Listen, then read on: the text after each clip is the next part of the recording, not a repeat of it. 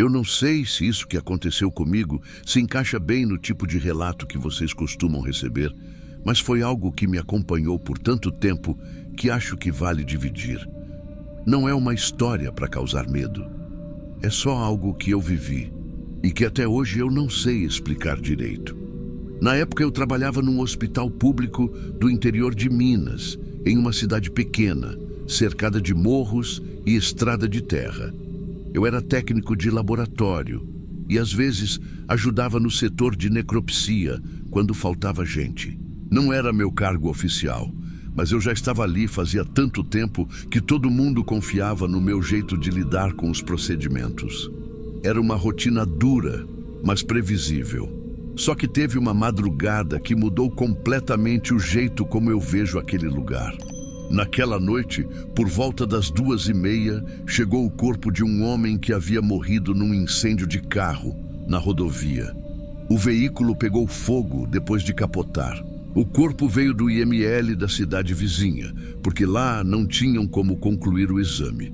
E o legista responsável pediu para usar nossa estrutura. Acho que o nome dele era Osmar. Tinha mais ou menos uns 40 e poucos anos, casado, motorista de caminhão. O corpo estava num estado difícil de descrever, mas nada fora do comum para quem já tinha visto acidentes assim. A pele estava escurecida, endurecida, e o cheiro, aquele cheiro agridoce de carne queimada misturado com gasolina, era o que mais marcava. Mesmo quem já está acostumado nunca se adapta a isso. A autópsia ficou marcada para começar logo cedo, mas o legista preferiu adiantar o preparo. Era um médico de outro estado que estava cobrindo o plantão e me pediu para ajudar a posicionar o corpo na mesa e conferir os instrumentos. A gente ligou o ar-condicionado, as lâmpadas frias e começou o processo de sempre. Só que quando ele fez o primeiro corte na região do tórax, algo me chamou a atenção. De onde o bisturi passou, subiu uma pequena fumaça.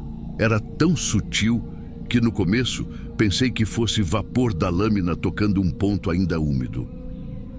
Mas o médico parou e olhou para mim, como se tivesse percebido o mesmo. Ele colocou a mão sobre o peito do cadáver e depois olhou para mim de novo. Disse em voz baixa: "Você está sentindo isso também?" A pele por dentro estava quente, não morna, quente de verdade. E não fazia sentido, porque o corpo já estava com mais de 10 horas de óbito, refrigerado desde a remoção. A superfície estava fria, como deveria estar. Mas por dentro, quando ele afastou o tecido queimado, o vermelho vivo do músculo parecia brilhar, como se ainda estivesse sendo alimentado por algum tipo de calor interno. O legista tentou medir a temperatura com o termômetro de sonda. O resultado ficou marcando 42 graus. A gente se olhou, meio sem saber o que pensar. Ele mandou anotar no relatório, mas sem destaque, para não parecer erro técnico. Continuamos o exame. Quando ele tentou ampliar o corte com o bisturi elétrico, uma faísca escapou da ponta, bem audível, e atingiu o metal da mesa. O barulho foi seco, igual descarga estática. Na hora, as luzes da sala piscaram. Tudo voltou ao normal logo depois, e nenhum dos aparelhos acusou falha. O gerador nem chegou a ser acionado, mas naquele instante, a sensação dentro da sala mudou. Era como se o ar tivesse ficado mais pesado, um calor abafado que não vinha de lugar nenhum. O legista suava e eu sentia um cheiro cada vez mais forte de gasolina, como se alguém tivesse aberto um galão dentro do necrotério. Verificamos os tambores de descarte. Nada. Nenhum vazamento. O médico decidiu encerrar a parte elétrica do procedimento e seguir só com bisturi manual. Eu, para ser sincero, queria sair dali, mas segui ajudando. A certa altura, ele comentou algo que nunca esqueci. É como se o corpo ainda estivesse queimando por dentro. Aquela frase me acompanhou durante meses. O som das lâminas raspando a carne seca, o vapor fino subindo quando o bisturi tocava certas partes. Tudo aquilo parecia desafiar qualquer explicação médica. Mas ele era um homem muito racional. e registrou no laudo apenas uma linha curta: fenômeno térmico incomum. Depois de tudo, deixamos o corpo na câmara fria e fomos embora. No corredor, o legista ainda cheirava o próprio jaleco, tentando entender de onde vinha aquele odor de combustível. Eu fui para casa, tomei banho, troquei de roupa e dormi mal. No dia seguinte, quando voltei, o médico me chamou de canto. Disse que tinha ido ao necrotério mais cedo para revisar o corpo antes de liberar. Ele jurou que o ar lá dentro estava quente, mesmo com o sistema de refrigeração ligado.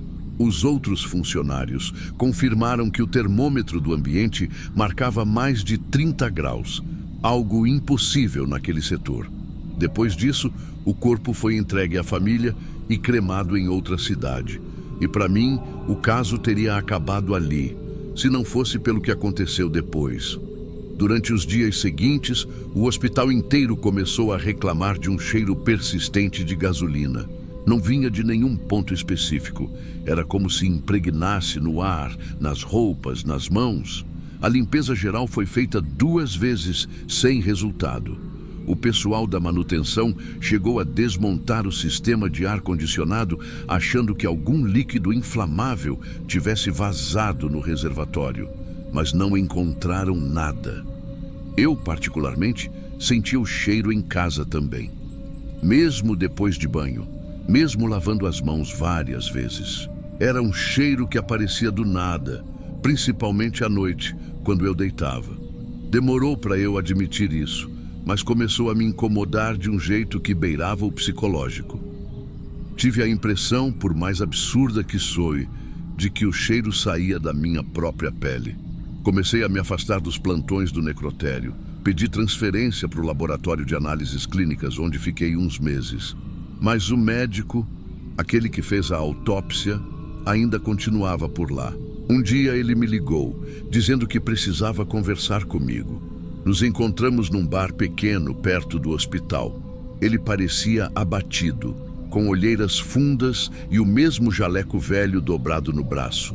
Pedi uma água, ficou mexendo no copo e disse: "Você ainda sente o cheiro?" Na hora eu congelei. Ele também sentia. Contou que, depois daquele caso, passou a ter enxaquecas e sempre que as crises vinham, o mesmo odor de gasolina aparecia. Disse que sonhava com o rosto do homem queimado, não do jeito que o corpo chegou, mas de antes, como se tivesse visto uma foto. Falou que o via parado no meio da estrada, olhando o próprio carro pegando fogo. Essas coisas a gente tenta ignorar, mas quando ouvi, percebi que eu não era o único com aquilo na cabeça. Depois dessa conversa, nunca mais o vi. Soube que ele pediu transferência para outro estado e saiu do hospital. O setor de necropsia ficou um tempo fechado para manutenção. O pessoal dizia que queimaram tudo, aventais, jalecos, até o colchão de descanso, mas o cheiro nunca saiu completamente. Alguns funcionários novos chegaram a comentar anos depois que, às vezes, nas madrugadas mais quentes, o ar dentro da câmara parecia pesado e morno, diferente do restante do prédio. Eu só escutava calado, não tinha coragem de confirmar. Uns 3 anos se passaram até eu voltar lá. Foi quando precisei resolver papelada de aposentadoria e aproveitei para visitar o pessoal antigo. O necrotério tinha sido reformado, paredes novas, pintura branca, sistema de refrigeração trocado. Mas quando abri a porta, o ar quente me atingiu de novo. O mesmo cheiro, o mesmo gosto metálico no fundo da garganta. A funcionária que estava de plantão me contou, sem saber de nada do passado, que tinham recebido um corpo de um incêndio de caminhão na rodovia. E que o médico comentou algo estranho sobre o tecido estar ainda quente por dentro. Eu congelei na hora. Era coincidência demais. Voltei para casa com uma sensação ruim.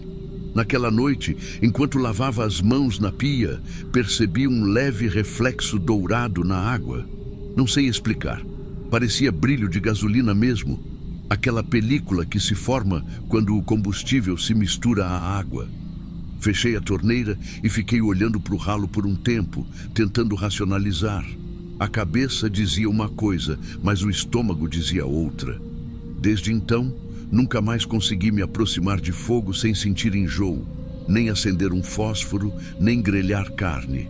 Qualquer cheiro de combustível me deixa tonto, como se voltasse para aquela sala, com o bisturi faiscando e a luz piscando. O tempo passou, mas esse detalhe continua comigo. A lembrança de que um corpo pode continuar queimando, mesmo depois de apagado. Às vezes penso se aquilo foi só alguma reação química, alguma propriedade da gasolina misturada aos tecidos, algo que manteve o calor preso. Talvez tenha explicação simples, e eu só não soube entender. Mas no fundo, a sensação que tive era outra, a de que alguma parte daquele homem ainda não tinha desistido de queimar. Muitos anos depois, eu encontrei o relatório antigo, arquivado num envelope pardo. Reabri por curiosidade. Na parte final, escrita à mão, havia uma observação adicional, que eu nunca tinha visto. Fenômeno térmico persistente. Possível reação interna contínua. Origem indeterminada. A letra era do legista. A última frase estava sublinhada. Temperatura mantida após 12 horas de refrigeração. Fechei o envelope e guardei. Não contei para ninguém. Só agora, tantos anos depois, escrevendo isso, percebo o quanto aquele episódio me marcou. Não por medo, mas por algo mais difícil de explicar. A ideia de que certas coisas simplesmente não terminam. Nem mesmo quando deveriam. Se quiserem ler isso no canal, fiquem à vontade. Mas, por favor, não mencionem o nome do hospital, nem o da cidade. Muita gente boa ainda trabalha lá, e eles não merecem carregar esse tipo de lembrança. No mais, é só isso. Nunca vi nada parecido depois, mas até hoje, toda vez que sinto o cheiro de gasolina, mesmo que distante, eu fecho os olhos e me lembro daquela noite, da mesa de metal, do som da faísca e da sensação de que o fogo ainda não tinha acabado.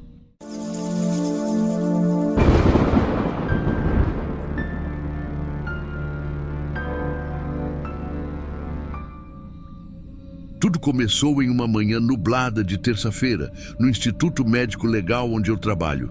Eu costumo chegar cedo, antes das 7, para preparar a sala, revisar os materiais e deixar tudo limpo para o legista. Já faz tempo que essa rotina virou algo quase automático. O cheiro do formol, o frio do ar-condicionado, o som metálico dos instrumentos. Nada disso me incomoda mais. Ou pelo menos, eu achava que não. Aquela manhã estava estranhamente silenciosa. O trânsito, o barulho dos outros setores, até o rádio que a gente costuma deixar ligado, tudo parecia mais abafado. Quando entrei na câmara fria, vi o corpo novo que tinha chegado de madrugada. Era uma mulher em torno de 60 anos, sem sinais de violência, segundo o laudo preliminar da perícia. Morte natural, provavelmente um infarto. Estava deitada, coberta até o peito com o lençol azul claro que a funerária usa. Tinha um rosto tranquilo, expressão serena, o tipo de semblante que geralmente aparece quando a pessoa parte dormindo. O legista daquele dia era o Dr. Álvaro. Um homem tranquilo, metódico, mas com um senso de respeito que nem todo profissional tem. Ele sempre fazia questão de tratar cada corpo como se fosse alguém que ainda merecesse cuidado, e não só um procedimento. Quando ele começou a examinar a mulher, eu estava ao lado, anotando os detalhes de identificação. Nome: Nair Teixeira, 62 anos. Endereço: na Vila das Palmeiras. Nenhum familiar havia aparecido ainda. O exame corria normalmente. Corte inicial no tórax, inspeção das cavidades, tudo dentro do padrão. O silêncio da sala só era quebrado pelo som do aspirador e do registro das anotações. Até que, quando o doutor se inclinou para limpar o rosto da mulher antes de prosseguir, algo completamente fora do comum aconteceu. Uma lágrima escorreu pelo canto do olho esquerdo dela, lenta, nítida, como se o corpo ainda estivesse vivo. No primeiro segundo achei que era suor. A gente sabe que o ambiente ali é frio, mas às vezes, dependendo da umidade, a pele pode reagir. Só que o doutor parou. Ele também viu. Ficou olhando para aquele pequeno filete de água transparente descendo pelo rosto da mulher. Pegou uma gaze, enxugou com delicadeza e, enquanto olhava para mim, disse com a voz quase sussurrada: resposta lacrimal pós-morte. Acontece às vezes, mas eu nunca tinha visto. E ele também não parecia tão convencido. Continuamos. Alguns minutos depois, outra lágrima surgiu. No mesmo olho, mesmo trajeto, como se repetisse o gesto. Ele limpou de novo, e de novo ela voltou. A terceira vez foi o que mais me marcou, porque quando o líquido escorreu, parecia mais espesso, como se fosse mesmo uma lágrima de alguém que sente. E o detalhe mais estranho é que a pálpebra tremia levemente, quase imperceptível. Eu juro que vi. O doutor respirou fundo, colocou os instrumentos sobre a mesa e ficou parado, olhando fixamente para ela. Nenhum de nós disse nada por alguns segundos. Era como se o ar tivesse ficado mais pesado. Depois disso, ele terminou o exame com calma. Anotou o fenômeno no laudo, explicando de forma técnica. Resposta lacrimal, observada em glândula lacrimal residual ativa. Possível reflexo químico ou efeito da pressão intracraniana. Mas, no olhar dele, dava para ver que aquela explicação era mais para ele mesmo do que para a ciência. No final do turno, ele ficou mais tempo do que o normal. Eu o vi de longe, no vestiário, sentado, pensativo, com os cotovelos apoiados nos joelhos. Quando passei por ele, ele só disse uma coisa: tem corpos que parecem querer dizer algo mesmo depois. Naquela noite, eu fui para casa com um incômodo que não sabia explicar. Jantei, tomei banho e deitei, mas o sono não vinha. Fiquei lembrando da mulher, da expressão calma e principalmente da lágrima. Eu tinha visto de perto centenas de corpos, mas nunca algo que parecesse tão humano. Quando finalmente adormeci, tive um sonho. Eu estava de volta ao necrotério, mas o ambiente estava diferente. As luzes estavam mais fracas, o chão molhado e o som de goteira ecoava em algum canto. A mulher estava lá, deitada na mesa, do mesmo jeito que de manhã. Só que dessa vez, o olho esquerdo estava aberto e ela me olhava. Não havia raiva nem medo, só uma tristeza funda, silenciosa. No sonho, ela não falava, mas eu sentia como se ela esperasse que eu dissesse algo. Acordei com o coração disparado, suando frio e com a sensação de que o quarto ainda guardava aquele olhar. Passei o dia seguinte tentando não pensar nisso, mas tudo lembrava aquele momento. O cheiro do álcool, o barulho do metal, até a forma como o lençol cobria o corpo seguinte. Eu cheguei a comentar com uma colega, só para tirar aquilo da cabeça. Ela ouviu e respondeu com naturalidade: ah, isso é normal. O cérebro às vezes manda estímulos até depois da morte. Reflexo químico. Mas eu sabia que não era isso que me incomodava. O que me inquietava era a sensação de que aquela mulher ainda esperava algo. Nos dias seguintes, eu procurei saber mais sobre ela. Vi no registro que morava sozinha, era viúva e tinha sido encontrada por uma vizinha que notou a luz acesa desde a noite anterior. Nenhum parente próximo, nenhum filho, ninguém para reclamar o corpo. E de repente, a ideia de que talvez aquela lágrima fosse só um último pedido de atenção me atravessou de um jeito estranho. Na sexta-feira, o corpo seria liberado para o sepultamento. Como não apareceu ninguém, a prefeitura assumiu o enterro. Eu ajudei no preparo final. Vesti a roupa, ajeitei o cabelo e quando fui fechar a tampa, olhei para o rosto dela mais uma vez. O olho esquerdo estava um pouco mais entreaberto, quase como se ainda me observasse. Eu fiquei ali, parado por alguns segundos, e então murmurei algo que nem sei explicar direito. Foi um descansa em paz, meio envergonhado, meio sentido. E só então a tampa fechou. Naquela noite, o Dr. Álvaro me ligou, coisa que ele nunca fazia fora do trabalho. A voz dele estava estranha, baixa. Disse que tinha sonhado com a mulher também, que ela estava parada ao lado da mesa de necropsia, olhando para ele. No sonho, ele tentava anotar algo, mas a caneta não funcionava. E ela continuava ali, imóvel, com o olho esquerdo aberto. Ele contou que acordou às 3 da manhã, sentindo cheiro de éter, e que jurava ter ouvido o som do aspirador ligado, o mesmo da sala de exames. Depois disso, ele faltou por alguns dias. Disse que estava com insônia e dores de cabeça fortes. Eu segui trabalhando, mas com um certo receio de entrar na sala fria sozinho. Não era medo do sobrenatural, era mais o desconforto de sentir que algo ficou em aberto.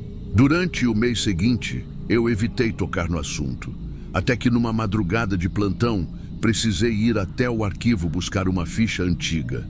Quando passei pelo corredor que dá acesso às câmaras, vi a porta da sala de necropsia entreaberta. Não devia estar. Aquela sala sempre fica trancada fora do horário de exame. Entrei. As luzes estavam apagadas. Só a claridade azul do corredor iluminava os instrumentos. E o ar estava mais frio do que o normal. Por um instante, achei que fosse impressão, mas então vi algo no chão, perto da mesa. Uma pequena gota transparente. Dei um passo para frente. Mais uma gota. Era água, ou parecia ser. Segui com o olhar até a beirada da mesa de inox. E ali, no canto onde o corpo dela tinha ficado dias antes, havia uma pequena mancha circular, como se algo tivesse escorrido e secado. Toquei com a luva. Era fria, pegajosa. Não consegui ficar ali mais que alguns segundos. Saí, fechei a porta e fui direto para a recepção. No outro dia, voltei com o doutor. A mancha tinha sumido. Ele olhou para mim, meio sério, meio cansado, e disse apenas: "Deve ter sido condensação do ar." Mas eu sabia que ele não acreditava no que dizia. Nenhum de nós acreditava. Os meses passaram e a rotina continuou. Novos corpos, novos casos. Aquele episódio foi virando lembrança até o dia em que o doutor me chamou para ajudar em uma necropsia de uma senhora idosa. Quando vi o rosto, senti o estômago gelar. Era parecida com ela. Mesmo tipo de cabelo, mesmo formato de olhos e a mesma serenidade no rosto. Dessa vez, o exame correu sem nenhum fenômeno estranho. Mas, quando o doutor terminou e me pediu para limpar o rosto da falecida, eu hesitei. Peguei a gaze, me aproximei e percebi algo que só eu notei. Uma pequena cicatriz antiga logo abaixo do olho esquerdo. Não era a mesma mulher, claro, mas parecia um lembrete, como se, de alguma forma, aquela história ainda não tivesse terminado. Hoje, escrevendo isso, eu não sei o que realmente aconteceu naquele dia. Pode ter sido uma reação fisiológica rara, pode ter sido coincidência, ou talvez só o peso de lidar diariamente com a morte. Mas tem algo que eu nunca esqueci.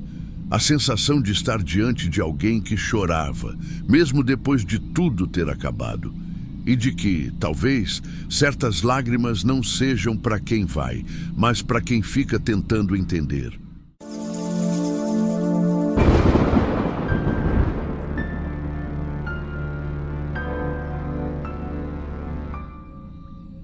Eu trabalho como auxiliar de necropsia há mais de 15 anos. Não sou legista formado, mas já vi de tudo nesse tempo. Sempre lidei bem com o ambiente, o cheiro, o frio, o silêncio, mas teve uma noite que ficou marcada de um jeito que não consegui esquecer. Era um plantão de terça-feira, início de turno por volta das 9 da noite. O clima estava abafado, mesmo com o ar gelado do necrotério. O gerador tinha dado problema, então a iluminação estava mais fraca do que o normal. O Dr. Mauro, o legista responsável, chegou com cara de sono. Eu lembro que ele brincou dizendo que, pelo menos, os pacientes ali não reclamavam. Rimos, mas por costume. Ninguém de verdade acha graça dessas coisas. Naquela noite, chegou o corpo de um homem de uns 40 e poucos anos, trazido pelo SAMU. Segundo o relatório, parada cardíaca fulminante em casa, sem sinais de violência. A esposa tinha contado que ele simplesmente caiu no chão durante o jantar. Nenhum histórico grave. Essas coisas acontecem, mas sempre deixam um peso estranho, principalmente quando o corpo ainda está morno. Preparamos a mesa número 3. O doutor colocou as luvas, ajustou a máscara e eu abri o kit de instrumentos. Era rotina: registrar, fotografar, posicionar o corpo, iniciar a abertura torácica. Tudo no mesmo ritmo de sempre. Eu já estava acostumado ao som do bisturi cortando pele, do osso sendo aberto com a serra elétrica. Mas o que aconteceu em seguida não foi como nada que eu já tivesse ouvido. Assim que o Dr. Mauro fez o primeiro corte no tórax, ouvimos um som curto, como um suspiro saindo de dentro do corpo. Foi tão rápido que pensamos ser ar preso escapando da pleura. Acontece às vezes quando o corpo ainda está fresco, mas o doutor parou a mão. Olhou para mim e perguntou se eu também tinha ouvido. Balancei a cabeça. O som foi nítido. Ele ficou alguns segundos observando, como se esperasse que acontecesse de novo. E aconteceu. Só que dessa vez não soou como ar. Era diferente. Parecia uma tentativa de voz. Um murmúrio abafado que vinha de dentro do peito aberto. Eu juro que por um segundo achei que fosse algum tipo de reflexo post-mortem. O corpo humano guarda ar nos pulmões, nos órgãos. Às vezes, quando cortamos, o ar sai e faz barulho. Mas não foi isso. O som se repetiu, dessa vez um pouco mais longo. O doutor se afastou e o bisturi caiu da mão dele. Ficamos parados, só o ruído dos aparelhos frios e o zumbido do ventilador. E aí, ambos ouvimos o que parecia ser uma palavra. Curta, arranhada, impossível de entender ao certo. Mas lembrava um nome. Não sei explicar o que senti. O ar parecia pesado. O doutor se recompôs rápido, tentou racionalizar. Disse que devia ser o ar preso na cavidade torácica. Recolocou as luvas, retomou o procedimento, mas com uma pressa diferente. Ninguém queria admitir que tinha ficado com medo, mas era óbvio. Quando abrimos completamente o peito, não havia pressão de ar que justificasse aquele som. Os pulmões já estavam flácidos, sem volume, e mesmo assim, quando ele tocou o externo para fixar o afastador, o barulho voltou. Um sopro que soou quase como um gemido baixo. Eu recuei um passo. Ele também. Ficamos ali uns instantes, olhando um para o outro, até o doutor dizer em voz baixa: "Fecha isso." Eu obedeci. Fechamos o corpo sem terminar o protocolo. Ele mesmo anotou que o exame foi inconclusivo por falha de energia. Nenhum de nós discutiu o assunto. Depois disso, fiquei um bom tempo sem conseguir dormir direito. Sempre que fechava os olhos, lembrava do som. Era humano. Eu consigo diferenciar ar escapando, estalo de osso, líquido se movendo. Isso foi diferente. Parecia alguém tentando dizer algo, com esforço. 2 dias depois, voltamos ao IML no mesmo horário. O corpo já tinha sido liberado, enterrado no dia anterior. Quando entrei na sala, senti aquele frio que não era do ar-condicionado. O doutor também notou. Disse que desde a madrugada anterior, o detector de movimento da câmara fria estava disparando sozinho, mesmo sem ninguém lá dentro. Achamos que era rato, mas o técnico foi ver e não encontrou nada. Nos dias seguintes, começaram a acontecer coisas pequenas, mas desconcertantes. O sistema de refrigeração travava só na gaveta 3, a mesma em que o homem ficou. Às vezes o registro de temperatura mostrava picos de calor breves, como se algo vivo tivesse ali dentro por alguns segundos. Eu tentei ignorar, mas comecei a evitar entrar sozinho. Até que uma semana depois, num sábado de madrugada, precisei terminar um relatório e fiquei no necrotério depois das 2 da manhã. O gerador fazia aquele ruído contínuo, só eu e as luzes frias. Resolvi passar pela sala das mesas para pegar um instrumento que tinha esquecido. Quando abri a porta, o som do metal ressoou, e naquele eco ouvi, de novo, aquele mesmo murmúrio. Foi o mesmo timbre, o mesmo tom abafado, e a sensação de que vinha do mesmo ponto onde o corpo tinha estado. Eu paralisei. O ar ficou gelado, mas a nuca suava. Esperei uns segundos que pareceram minutos. O som cessou. Saí dali e fiquei do lado de fora até amanhecer. Não contei para ninguém. Na segunda seguinte, o Dr. Mauro pediu exoneração do cargo. Disse que ia abrir consultório, que não queria mais lidar com mortos. Eu continuei por mais um tempo, mas nunca mais consegui trabalhar com a mesma tranquilidade. Hoje eu ainda estou na área, mas em uma função administrativa, sem contato direto com as necropsias. Escrevo porque, por mais que eu tenha tentado racionalizar, que fosse um vazamento de ar, um som de equipamento, qualquer coisa, ainda me lembro com clareza daquele instante. O peito aberto, o bisturi na mesa e aquele som formando algo que parecia um nome. Não vou repetir o nome que eu achei ouvir, porque até isso me deixa desconfortável. Era curto, com 2 sílabas. O mesmo que, segundo o prontuário, o homem tinha tatuado no antebraço. O nome do filho dele. Talvez tudo tenha sido coincidência. Talvez o ar, a acústica, a minha cabeça cansada. Mas toda vez que entro em um lugar silencioso demais, espero ouvir aquele sopro de novo. E no fundo, parte de mim teme que um dia aconteça e que dessa vez eu entenda o que ele diz.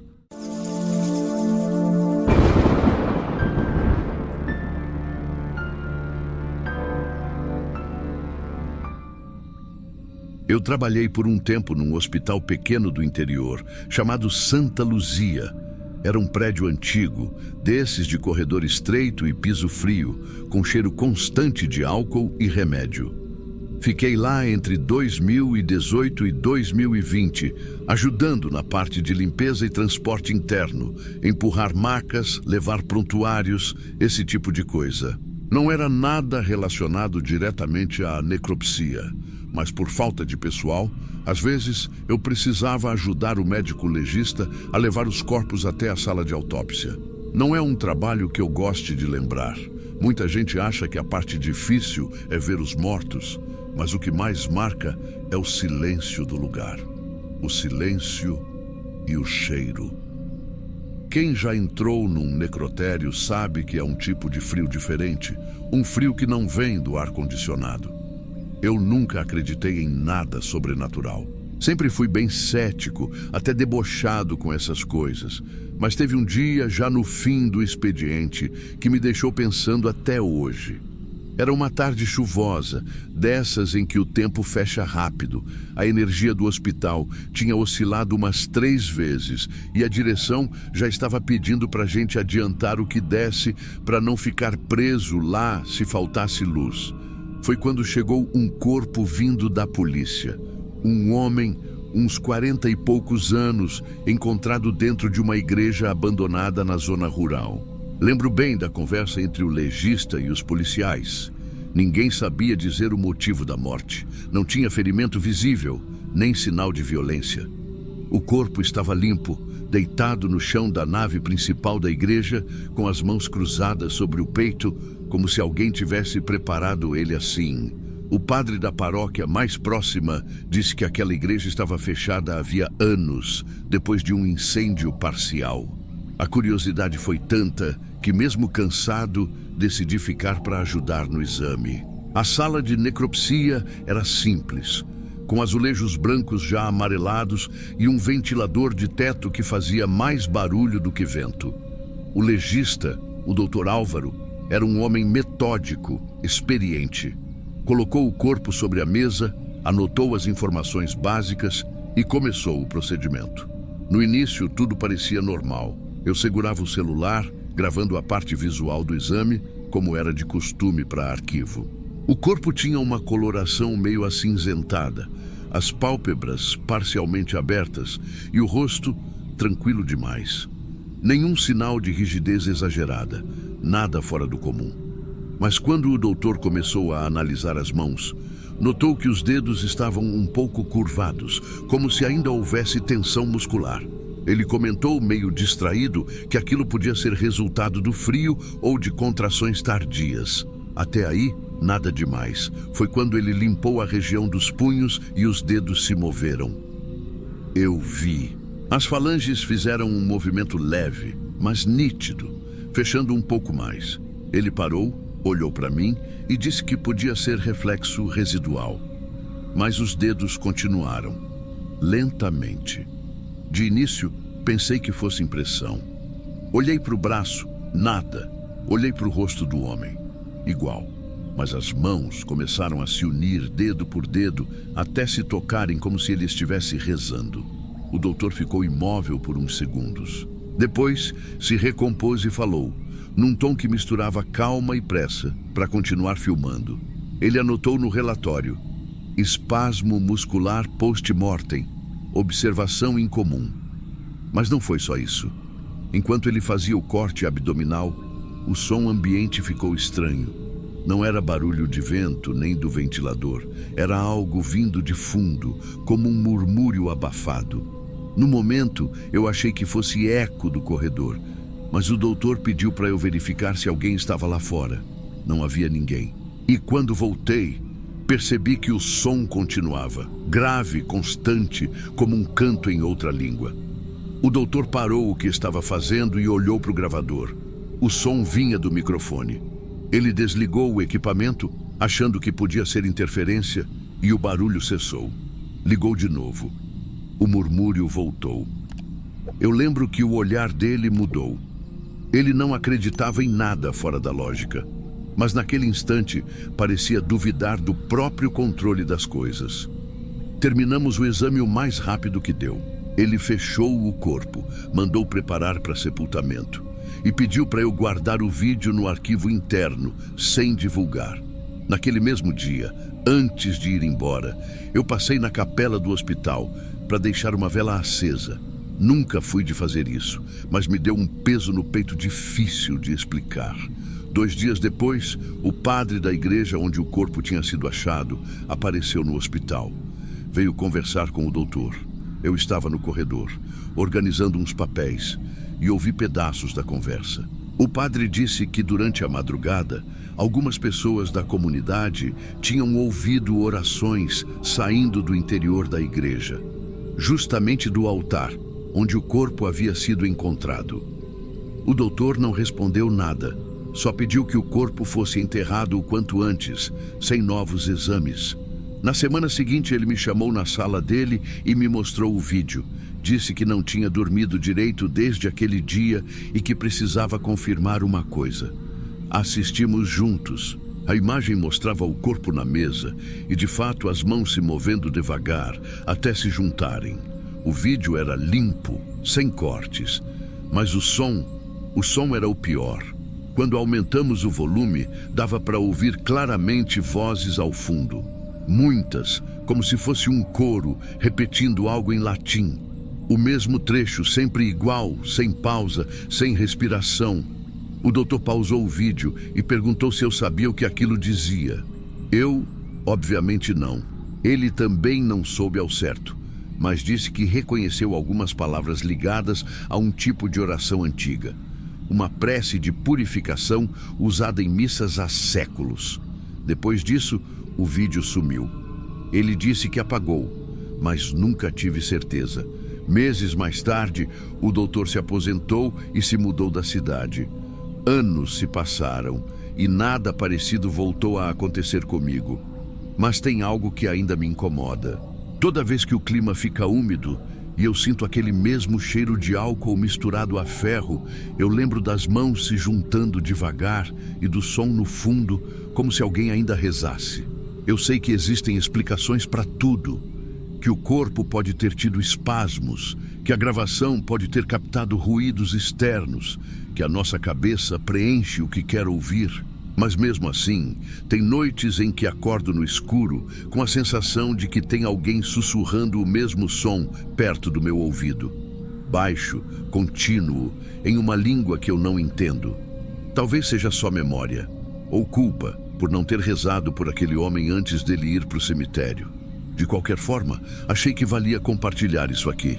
Não por querer assustar ninguém, mas porque até hoje, quando entro numa igreja, tenho o hábito de olhar para as mãos das imagens. E toda vez que vejo duas mãos unidas em oração, eu lembro que nem sempre quem reza está vivo.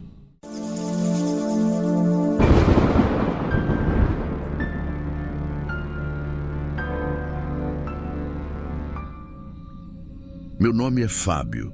Eu moro em Patos de Minas e trabalho no Hospital Municipal desde 2007. Não sei se o que aconteceu naquela noite tem alguma explicação médica, mas foi a única vez em que pensei seriamente em pedir demissão.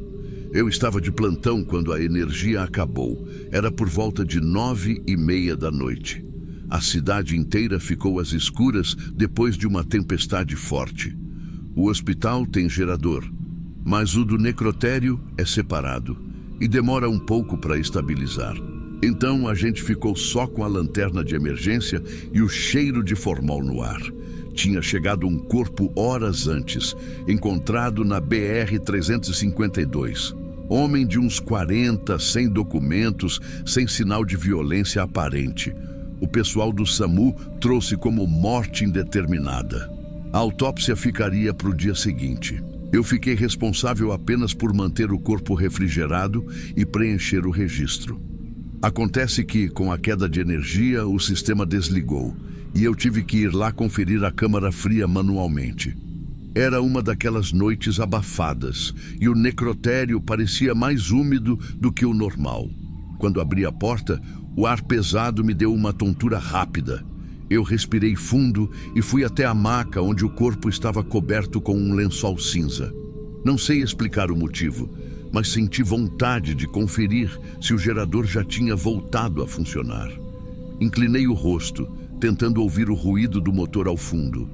E foi aí que aconteceu. Uma pressão repentina do lado esquerdo da cabeça, igual quando a gente mergulha fundo demais e o ouvido fecha. Mas, junto com essa pressão, veio uma sensação como se alguém estivesse falando dentro do meu pensamento. Não era voz audível, não tinha som no ar. Era algo que se formava direto na mente. As palavras eram curtas, espaçadas, como se alguém tivesse dificuldade em articular. Não, fecha. Eu me afastei de um pulo, tropeçando no carrinho de instrumentos. A lanterna caiu no chão e girou, jogando o facho de luz em todas as direções. Por um segundo, juro que achei que fosse desmaiar. Fiquei parado tentando entender se era eco da minha própria respiração ou alguma interferência de rádio, sei lá. Só que o necrotério não tem nada eletrônico quando falta luz, nem o relógio marcava mais nada. Esperei o gerador ligar e quando finalmente a lâmpada piscou, o corpo continuava do mesmo jeito. Lençol no lugar. Tudo normal. Mas eu percebi que a pressão no ouvido continuava. Voltei para o escritório, sentei e comecei a anotar o que tinha acontecido, tentando racionalizar. Às vezes o cansaço faz o cérebro pregar peça. Eu já tinha passado por plantões de 30 horas, então tentei acreditar que era isso. Quando o dia amanheceu, o legista chegou. Ele pediu para eu preparar o corpo na mesa de exame. Quando puxei o lençol, percebi algo estranho. A mandíbula estava deslocada, como se alguém tivesse forçado para baixo, tipo um bocejo exagerado. O doutor perguntou se o corpo tinha caído. Eu disse que não, que ninguém mexeu.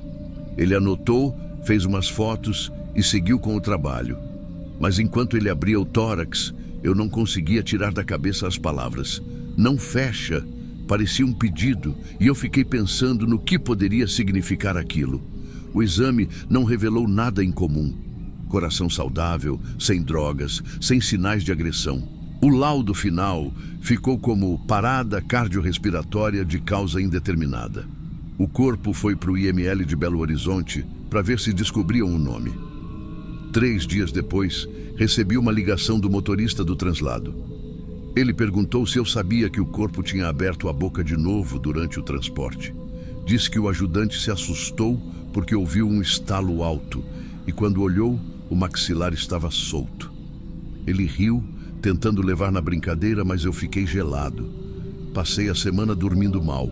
Tinha pesadelos com a mesma sensação no ouvido, aquela pressão interna, e sempre uma frase que vinha do nada: não fecha, não fecha. Às vezes eu acordava com a impressão de estar ouvindo alguém respirar colado na minha nuca. Fui ao otorrino, fiz exame e não deu nada. Nenhuma infecção, nenhuma alteração. Só um leve zumbido que aparece às vezes, principalmente quando fico sozinho. Depois disso, evitei trabalhar de noite. Pedi para mudar para o turno da manhã, mas até hoje, toda vez que entro na sala fria, sinto um arrepio que vem de dentro, não de fora. Uma vez, comentei o caso com uma enfermeira mais velha. Ela me contou que já viu o corpo se mexer por causa de rigidez cadavérica quebrando, ou gases que deslocam mandíbula. Faz sentido. Mas o problema é que o que eu ouvi não veio do ambiente, veio da minha cabeça. E não foi imaginação de segundos. Foram palavras formadas com intenção. Eu pensei em contar isso para a direção, mas quem acreditaria? Então deixei quieto. Só que, depois dessa noite, desenvolvi um hábito que não consigo controlar. Toda vez que fecho uma gaveta do necrotério, eu deixo um espacinho aberto. Um vão pequeno, de uns 2 dedos. Não sei explicar por quê. Talvez para me convencer de que se alguém quiser sair, consegue. Ou talvez só para não ouvir de novo o que ouvi naquela noite. É isso. Não quero sensacionalismo, nem que pareça coisa de filme. Só precisava colocar para fora.